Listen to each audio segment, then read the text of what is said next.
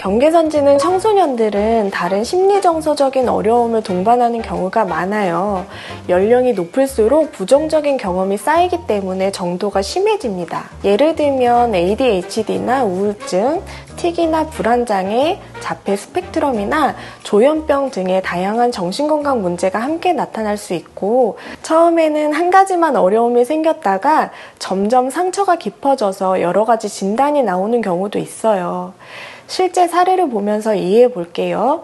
잠재지능이 높고 인지 효율이 낮은 청소년의 경우에 자기는 다 할 줄 안다고 생각하는데 남들이 자꾸 못한다고 이야기하니까 항상 억울할 수 있습니다. 이런 경우에는 심리적인 어려움이 지능에 영향을 미치는 경우거나 ADHD 같은 것을 의심해 볼 수 있어요. 머릿속에서는 다 알고 있다고 생각하는데 실제로 행동하거나 표현할 때 어려움이 있는 거죠. 충동 조절이 잘 되지 않고 폭발적으로 화를 내요. ADHD거나 기분장애의 한 유형일 수 있어요.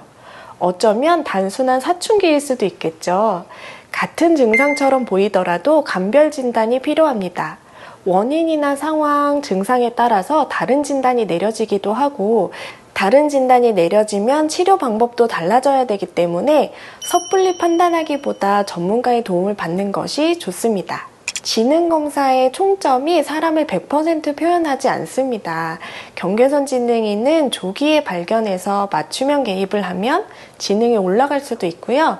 반대로 전혀 개입하지 않으면 지능이 지적장애 수준으로 떨어질 수도 있는 경계에 있어요. 지능 지수가 높은 사람들 중에서 사회성이 부족한 사람들도 있고, 경계선지능인이어도 사회성이 좋을 수 있습니다. 경계선지능인은 다양한 특징을 가지고 있어서 IQ가 75점으로 같아도 어떤 친구는 잠재지능이 높을 수도 있고 어떤 친구들은 인지 효율이 좋을 수도 있어요. 지능 간의 편차가 큰 친구들 중에서는 얘는 말하는 것에서는 전혀 티가 안 나요 하는 친구들도 있습니다. 지능검사, 종합심리검사는 각 약점과 심리 상태를 파악해서 앞으로 어떻게 도와줄지 계획을 세우는 도구일 뿐이에요. 정신건강 문제가 의심된다면 전문가와 상의해서 검사를 받아보세요. 아이의 상황을 파악하기 위해서 검사를 할 경우에는 상담센터나 병원에서 할 수 있습니다. 만약 병원 기록에는 안 남기고 상태만 파악하고 싶은 경우에는 상담센터에서 검사를 받아도 되는데요. 일상생활에 현저한 어려움을 초래해서 약물 치료가 필요한 경우에, 예를 들어 ADHD나 틱, 우울증, 조현병 등이 대표적인 경우인데요. 이런 경우에는 의사의 진단이 필요하기 때문에 병원에서의 종합심리검사가 필요해요. 종합심리검사의 비용이 적지 않고 검사에 소요되는 시간이 최소 2~3시간으로 길기 때문에 어디에서 검사를 받는 것이 좋은지 결정하는 것도 중요합니다. 다음에 심리정서적인 어려움이 지능에 따른 특징인지 또는 외부 환경적인 요인은 없는지 정신건강 문제인지 구분하는 것도 중요해요. 같은 행동이라도 원인이 다를 수 있거든요.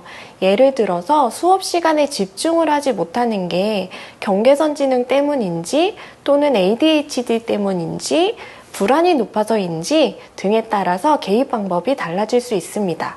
약물 치료나 심리치료 여부도 결정이 필요합니다. 어떤 경우에는 치료를 빠르게 시작할수록 예후가 좋아지는 경우도 있어요. 모든 아이들에게 약물 치료가 효과적이지 않을 수 있고 정신건강에 어려움이 있다고 해서 모든 아이들이 약물 치료를 받아야 되는 건 아니에요.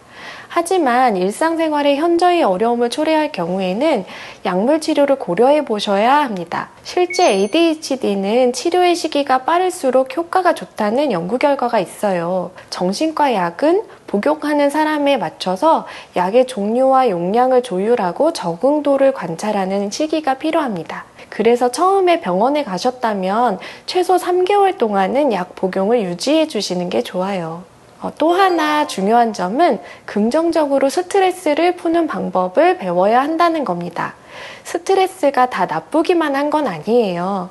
적절한 스트레스는 학습을 하거나 미래를 계획하는 데 도움이 됩니다. 그럼에도 불구하고 경계선지능 청소년들은 부정적인 피드백이나 정서를 경험하는 경우가 많아서요. 정신건강을 위해서는 대화나 산책, 음악 감상, 취미생활 등 긍정적으로 스트레스 푸는 방법을 여러 가지 획득하는 것이 도움이 됩니다. 저는 잠을 자는 것도 좋아하고요. 친구를 만나서 대화하거나 노래를 하는 것도 좋아합니다. 경계선지능 청소년들을 도울 수 있는 기관들을 몇 가지 소개시켜 드릴게요. 정부에서 지원하는 것도 지역 차이가 있을 수 있다는 점을 참고해 주세요. 교육기관으로는 교육청의 학습도움센터와 연계된 상담기관, 교육복지센터, 평생학습관 등이 있습니다. 학교 내에서는 위클래스 상담사나 교육복지 전문가, 학교사회복지사에게 도움을 요청할 수 있는데요. 학교에 청소년이 경계선지능인 것에 대해 공유해야 되지만 1년간 언어치료나 학습치료를 지원해주기도 하고 히다리 선생님이나 사제 멘토링 등의 지원을 받을 수 있어요. 공공기관에서는 주민센터에서 제공하는 아동청소년 심리지원 서비스나 온국민 마음건강 서비스 같은 바우처가 있습니다. 상담이나 치료를 저렴하게 받아볼 수 있는 방법인데요. 중위소득 140% 이하의 경우에 신청이 가능하고 검사를 통해서 치료가 필요하다는 전문가의 소견이 필요합니다. 자세한 내용은 주민센터에 문의하세요. 다만 예산의 제한이 있어서 빨리 신청하시면 도움을 받으실 수 있습니다.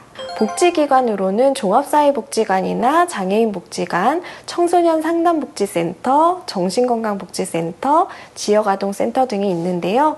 지역의 차이가 정말 커요. 서울시 내에서도 사실 차이가 많이 나거든요.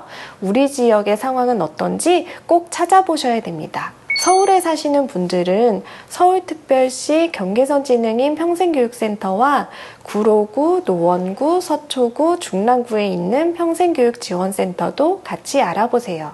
마지막으로 부모님들을 위한 꿀팁인데요. 전국 느린학습자 부모연대, 느린학습자 시민회, 함께하랑 같은 부모연대 활동에 참여해보세요. 비슷한 고민을 가진 부모님들과 정보를 나누고 위로받으실 수 있습니다. 한 어머님은 10년 동안 혼자 끙끙 앓다가 부모회에 가입한 후에야 비로소 숨을 쉴 수 있었어요 라는 이야기를 하신 적도 있으세요. 같은 고민을 나눌 수 있는 사람이 있다는 것만으로도 큰 힘이 됩니다. 우리 모두에게는 내 편이 필요하잖아요. 청소년도 부모님도 마찬가지입니다. 혼자 고민하지 마시고 함께 할 수 있는 사람들을 많이 찾아보세요. 오늘은 경계선지능 청소년의 사회적응과 심리정서, 그리고 도움을 받을 수 있는 기관들에 대해서 알아봤습니다. 경계선지능 청소년들이 겪는 어려움이 많지만 적절한 지원과 이해가 있다면 충분히 성장하고 자립할 수 있어요. 여기 드림멘토 상담센터와 제가 일하고 있는 곳에서도 그 가능성을 확인하고 있습니다. 특히 강조드리고 싶은 것은 이런 청소년들에게는 시간이 필요하다는 거예요. 조금 늦더라도 조금 다르게 가더라도 괜찮아요. 그 과정을 믿고 기다려주는 것이 중요합니다. 여러분의 관심과 사랑이 경계선지능 청소년들에게 큰 힘이 됩니다. 포기하지 말고 우리 같이 힘내봐요. 다음 영상에서 만나요. 감사합니다. 안녕.